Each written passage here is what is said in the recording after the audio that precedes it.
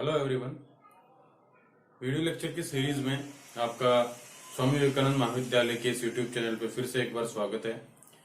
पिछले video lecture में हमने जो अदिश क्षेत्र था उसकी प्रवणता के बारे में बात करी, gradient of A vector field.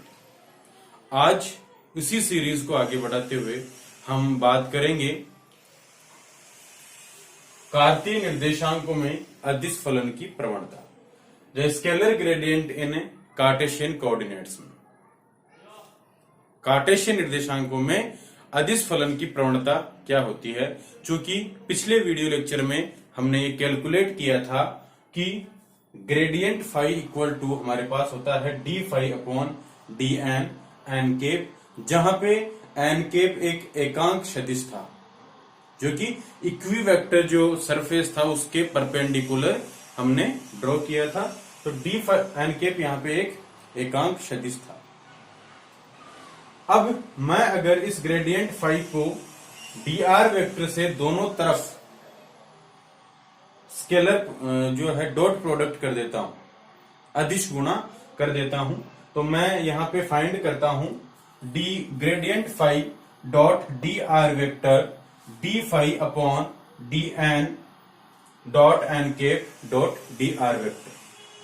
अब यहां हम जानते हैं कि जो एन केप है, इस एन केप और जो डी आर वेक्टर है, इस डी आर वेक्टर के बीच में जो कोण है वो यहां पे थीटा है। तो यहां से जो n cap dot D R vector है इसकी वैल्यू मैं डी आर कोस थीटा से रिप्लेस कर देता हूं, क्योंकि मैं जानता हूं कि डॉट प्रोडक्ट मतलब कोस थीटा होता है और क्रॉस प्रोडक्ट मतलब साइन थीटा होता है। तो यहां से चूंकि यहां डॉट प्रोडक्ट था, अदिश गुणा मैंने यहां पे किया, तो gradient phi dot D R vector equal D phi upon D N. यहां N cap dot D R vector के बीच का कोण थीटा था, इसलिए यहां पे मैंने डी आर कोस थीटा लिख दिया, जो कि एक डॉट प्रोडक्ट है।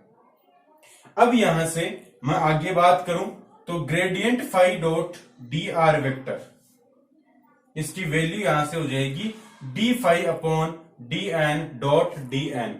यहां जो डी आर कोस थीटा था मैंने इसको डी एन के इक्वल एज्यूम कर लिया। हम जानते हैं कि डी आर कोस थीटा है वो डी एन के इक्वल है। So I have write here D are cos theta is equals to D N and I replaced है बाई डी एन।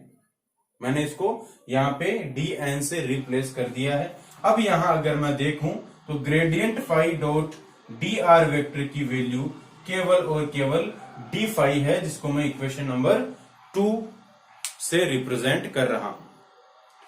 अब यहां पे अगर हम आगे देखते हैं तो हम ये भी जानते हैं कि जो फाई था हमारे पास, उस फाई की value phi x y z ने यहां पे ली थी। तो यहां पे D phi equal to del phi upon del x d x, हमने इसका पार्टिशियल डिफरेंशियल किया है, आंशिक अवकलन किया है, जो प्रीवियस वीडियो लेक्चर में हमने देखा था। इसको मैंने लिखा है यहाँ पे D del phi upon del X dot D X plus del phi upon del Y dot D Y plus del phi upon del Z dot D Z. अब डी फाई यहां पे D phi equal to I cap del phi upon del x plus J cap del phi upon del Y plus K cap del phi upon del Z, और उसके साथ में यहां पे आई cap D X plus आई cap D Y plus K cap D Z. मैंने यहां पे इनको दोनों को डॉट प्रोडक्ट की फॉर्म में लिख दिया। अब यहां से मैं आगे बात करता हूं, चूंकि I cap dot D X J cap dot D Y K cap dot D Z जो है वो हमारा डी आर वेक्टर के इक्वल होता है। सो आई हैव राइट, और यहां से फाई मेरा यहां पे मैंने इसको कॉमन निकाल दिया। आई केप जो है मल्टीप्लाई आपस में होके सेम से मल्टीप्लाई करके 1 हो जाता है, और यहां से यहां पे आई केप फाई को मैंने यहां पे कॉमन लिया, और यहां पे आई कैप डी एक्स है, इसकी वैल्यू डी आर वेक्टर के इक्वल होती है। So I have replaced here by D are vector. So अब हम यहां देखते हैं डी फाई की जो वैल्यू है, i cap del upon del x plus j cap del upon del Y plus k cap del upon del Z, और यहां पे phi dot D R vector हमारे पास एज इट इज है।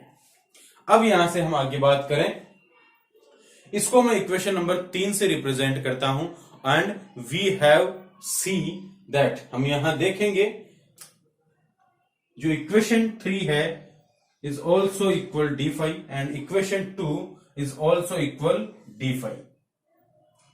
अब यहां हम इक्वेशन 2 और इक्वेशन 3 है, इन दोनों का कंपैरिजन करेंगे। By the comparison of equation 2 and equation 3 we will find that gradient phi dot D R vector equal del vector phi dot D R vector. यहां d are vector cancel out, d are vector cancel out, and the result is gradient phi equal to del vector dot phi. यहां जो del vector है, इस del vector की value की अगर मैं बात करूं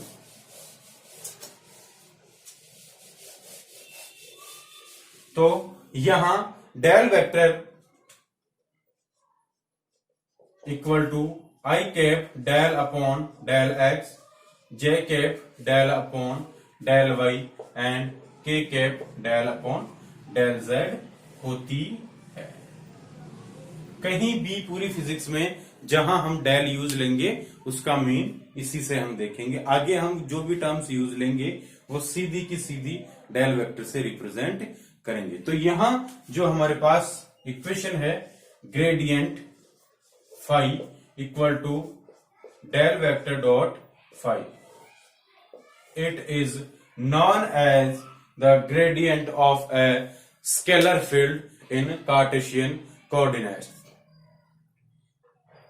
कार्तीय निर्देशांकों में अदिश फलन की प्रवणता या अदिश क्षेत्र की प्रवणता gradient phi equal to del vector dot phi से दी जाती है। ये हमारा एक टॉपिक और कंप्लीट होता है। यहां से क्वेश्चन पूछा जाता है कि कार्तीय निर्देशांकों में अदिश क्षेत्र की प्रवणता क्या होती है, इसके लिए संबंध स्थापित करो। तो ये हमारा यहां तक आंसर होता है।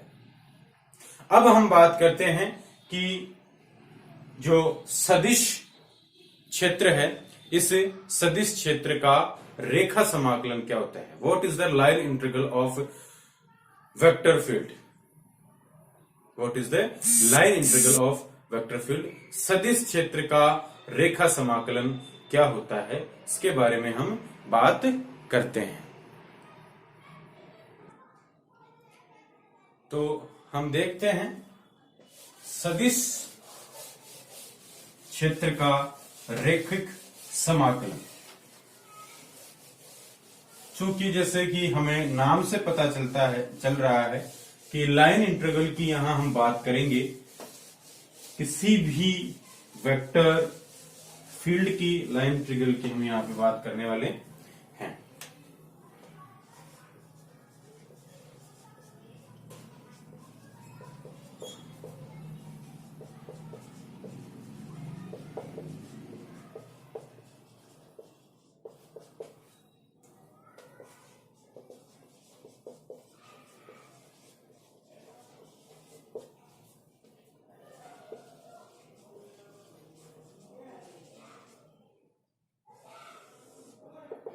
Line integral of A vector field. तो चूंकि हमें बाय नेम ये पता चल रहा है कि लाइन इंटीग्रल होता क्या है। अगर हम किसी भी भौतिक राशि को किसी निश्चित दिशा के रेस्पेक्ट में अगर हम उसका इंटीग्रल करते हैं तो उसे हम लाइन इंटीग्रल कहते हैं। यहां हम सदिश क्षेत्र की बात कर रहे हैं, तो यहां हम लिखेंगे कि किसी भौतिक राशि का सदिश क्षेत्र में किन्हीं दो बिंदुओं के मध्य किसी निश्चित दिशा में समाकलन किया जाता है तो उस क्षेत्र उसको हम सदिश क्षेत्र का रैखिक समाकलन कहते हैं। किसी भौतिक राशि किन्हीं भी दो, यहां मैं सपोज करता हूं कि ये पॉइंट एक है हमारे पास और ये दूसरा, इसको मैं P के नाम से डिनोट करता हूं या इसको मैं P कहता हूं, इसको Q। अगर मैं ये लेंथ है हमारे पास, हम लेंथ से अगर इसको रिप्रेजेंट करें तो अगर मैं P से लेकर Q तक इसका एक सर्टेन डायरेक्शन में इसका इंटीग्रल करता हूं तो उसको हम सदिश क्षेत्र का लाइन इंटीग्रल कहेंगे। यहां हम देखते हैं कि हमारे पास ये P और Q कोई भी दो पॉइंट हमने यहां पे लिए हैं। इन्हीं दो पॉइंट्स को कोई लाइन इन दोनों पॉइंट्स को मिला रही है। लाइक हमने एक इंटीग्रल टाइप इसको ड्रॉ किया है। ये लाइन इन दोनों पॉइंट्स को कनेक्ट कर रही है, इन दोनों पॉइंट्स को मिला रही है। अब इन दोनों पॉइंट्स के बीच में मैं अलग अलग अल्पांश ले लेता हूं।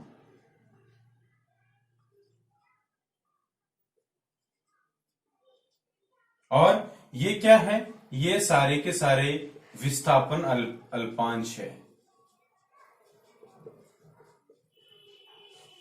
ये सारे के सारे विस्थापन अल्पांश हैं। इनको P और Q का जो पाथ है, इस पथ को मैंने अलग अलग छोटे छोटे अल्पांश के रूप में मान लिया। अब यहां मैं मान लेता हूं कि यहां जो डिस्प्लेसमेंट है, विस्थापन है, ये इन अल्पांशों के अनुदिश है, या मान लेता हूं। तो और इसके अनुदिश जो विस्थापन सदिश है, डिस्प्लेसमेंट वेक्टर जो यहां पे है, वो यहां पे विस्थापन सदिश की अगर मैं बात करूं तो वो यहां पे dr1 vector, dr2 vector, dr3 vector, dr4 vector on so. इस पूरे P से लेकर Q तक इस पथ में ये मेरे पास अल्पांश विस्थापन सदिश है। अब यहां से सदिश राशि को अगर मैं मान लूं, यहां इन अल्पांश विस्थापन सदिश हैं। इन अल्पांश विस्थापन सदिशों के मध्य के अनुदिश अगर मैं सदिश राशि को मानता हूं, सदिश राशि, तो उसे मैं लेता हूं A1 vector, A2 vector, A3 vector, A4 vector answer. अब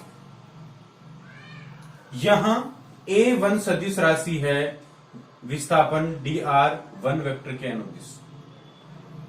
A2 सदिश राशि है dr2 वेक्टर। अगर मैं इसको लिखना चाहूं तो इसे A1 dot dr1 vector plus A2 dr2 vector plus A3 dr3 vector plus A4 dr4 vector on so. मैं इसे समेशन फॉर्म में लिखना चाहूं तो इसे लिख सकता हूं। कहां से कहां तक? यह है I equal to AI dr I vector. I tends to 1 to infinite. जहां तक हमारे विस्थापन सदिश होंगे वहां तक इसकी लिमिट मैंने 1 से लेकर के इनफाइनाइट तक इसकी लिमिट को डिनोट कर दिया है, लिमिट यहां पे अप्लाई कर दी है।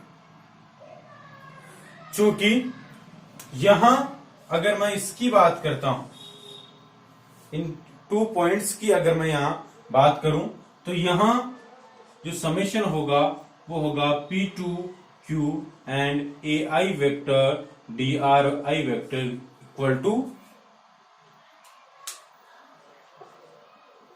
इक्वल P से Q तक AI vector dot DRI vector. अब अगर यहां पे जो डिस्प्लेसमेंट,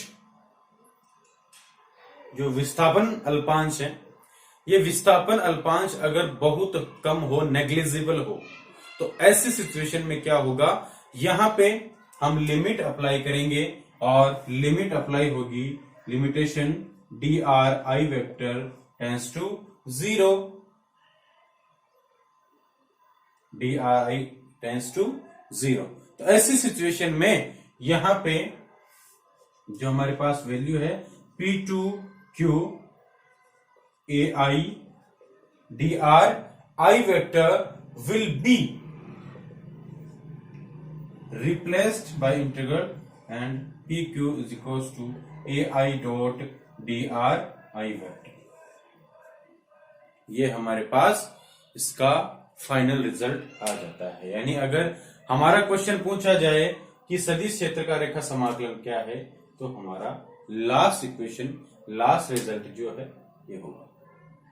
यानी P और जो Q पॉइंट है, इन P और Q पॉइंट के बीच में अगर किसी सर्टेन डायरेक्शन में हम इंटीग्रल करते हैं तो उसको हम लाइन इंटीग्रल कहते हैं, उसको हम लाइन इंटीग्रल कहते हैं।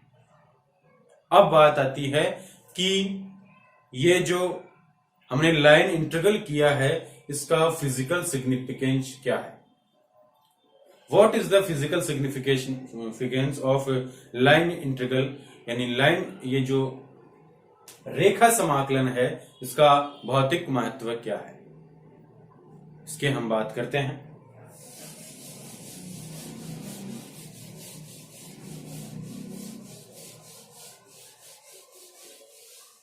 यहां से 1.5 नंबर में क्वेश्चन आता है 1.5 मार्क, जो कि मैंने बताया था। जो फर्स्ट क्वेश्चन के 6 कंपल्सरी पार्ट आते हैं, उनमें से यहां से ये क्वेश्चन जरूर पूछा जाता है कि सदिश क्षेत्र का जो रेखा समाकलन है उसका भौतिक महत्व क्या है। इसके बारे में जो है हमें लगभग 5 से 7 लाइनें या आधा पेज तक लिखना होता है।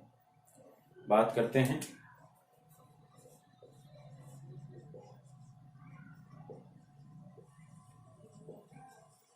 रेखा समाकलन का भौतिक महत्व, physical significance, physical significance of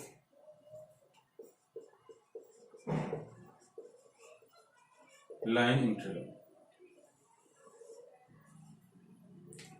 तो देखिए, सदिश क्षेत्र में किन्हीं दो बिंदुओं के मध्य रेखा समाकलन पथ पर निर्भर नहीं करता है। Does not depends on the path.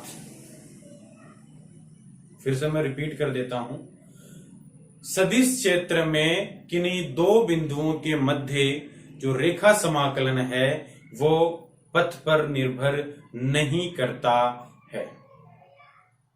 तो निर्भर कहां करता है?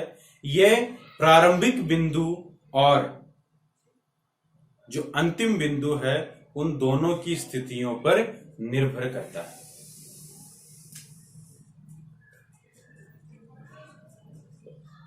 Line integral of A line integral does not depends on the path between 2 points। रेखा समाकलन किन्हीं दो बिंदुओं के मध्य पथ पर निर्भर नहीं करता है। Second one, it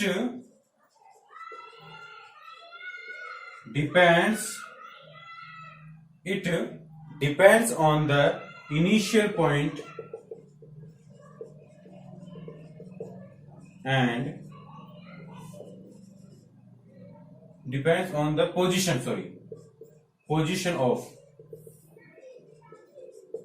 of initial point and final point. दोनों की प्रारंभिक और जो अंतिम स्थितियां हैं उस पर निर्भर करता है। अगर ये दोनों कंडीशंस फॉलो होती है तो ऐसे क्षेत्र को, ऐसे रीजन को हम क्या कहेंगे? कंजर्वेटिव रीजन, संरक्षी क्षेत्र। ऐसे region, if both conditions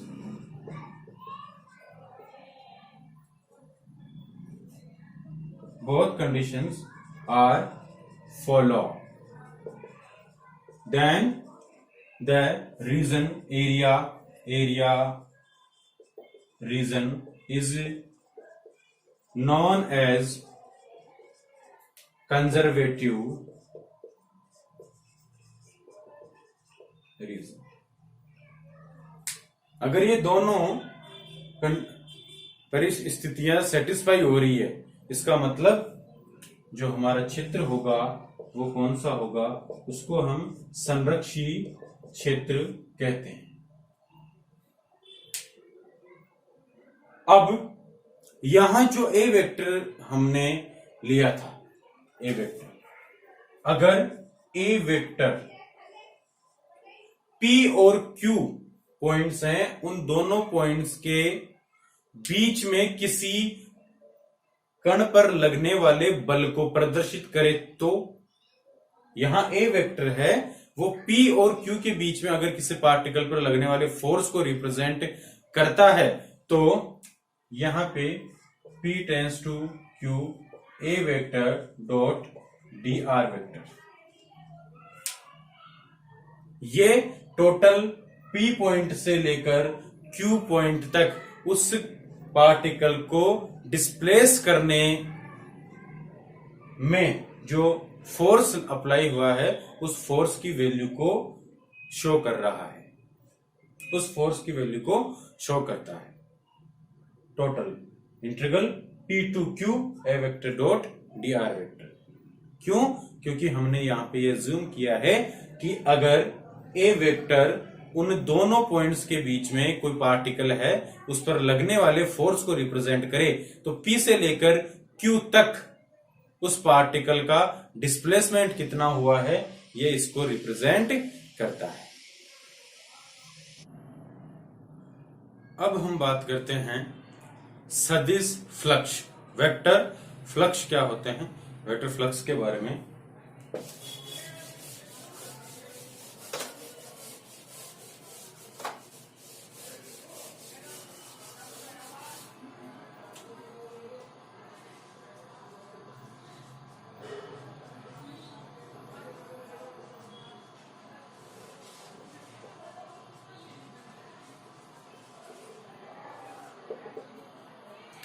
vector flux, तो यहां हम सपोज करते हैं कि हमारे पास कोई ये रीजन है, कोई क्षेत्र है, इसको मैंने यहां पे ए वेक्टर से इसको मैं डिनोट करता हूं। सॉरी, ये रीजन है। यहां मैं कोई अल्पांश लेता हूं जहां इसका सदिश ए वेक्टर है, ये मैंने अल्पांश यहां पे ले लिया। तो अब होगा क्या कि सदिश क्षेत्र में किसी बंद पृष्ठ के लंबवत गुजरने वाली क्षेत्र रेखाओं को सदिश क्षेत्र का फ्लक्स कहते हैं। सदिश क्षेत्र में किसी बंद पृष्ठ के लंबवत गुजरने वाली क्षेत्र रेखाओं को सदिश फ्लक्स कहा जाता है। क्षेत्र रेखाओं को सदिश फ्लक्स कहा जाता है। The field lines which is pass through a vector region perpendicular to the closed surface is known as vector flux। यहां अगर हम इसकी बात करते हैं, जो अल्पांश लिया है हमने, इस अल्पांश की अगर हम बात करते हैं तो यहां से गुजरने वाला जो फ्लक्स है वो होगा d phi equal to a vector dot d a vector. और अगर मैं इस कंप्लीट सरफेस की बात करता हूं, इस कंप्लीट एरिया की बात करता हूं, संपूर्ण पृष्ठ की अगर मैं बात करता हूं, तो यहां हम लिखेंगे संपूर्ण पृष्ठ से निर्गत कुल फ्लक्स, और ये होंगे यहां पे close integral s a vector dot d a vector. Phi equal to s vector dot a vector dot d a vector. यहां जो इंटीग्रल पे यहां राउंड किया है उसका मतलब है क्लोज इंटीग्रल, किसी सरफेस की यहां बात हो रही है और ये किसी सरफेस के बंद पृष्ठ को शो करता है। अब हम इससे आगे बात करेंगे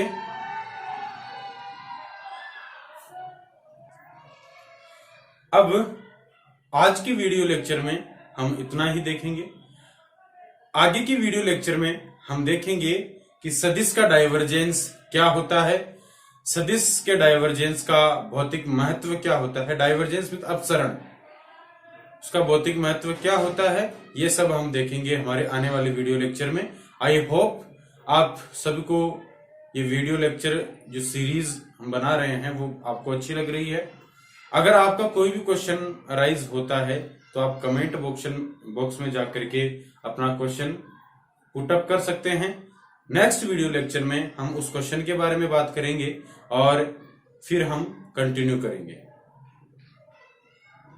प्लीज पढ़ाई को कंटिन्यू कीजिए और जो वीडियो लेक्चर सीरीज हम बना रहे हैं उसका फायदा उठाइए। कॉलेज का यूट्यूब चैनल है, इसको सब्सक्राइब कीजिए। कोई भी क्वेश्चन आता है कमेंट बॉक्स में डालिए, हम जरूर उसके ऊपर बात करेंगे। Okay, thank you.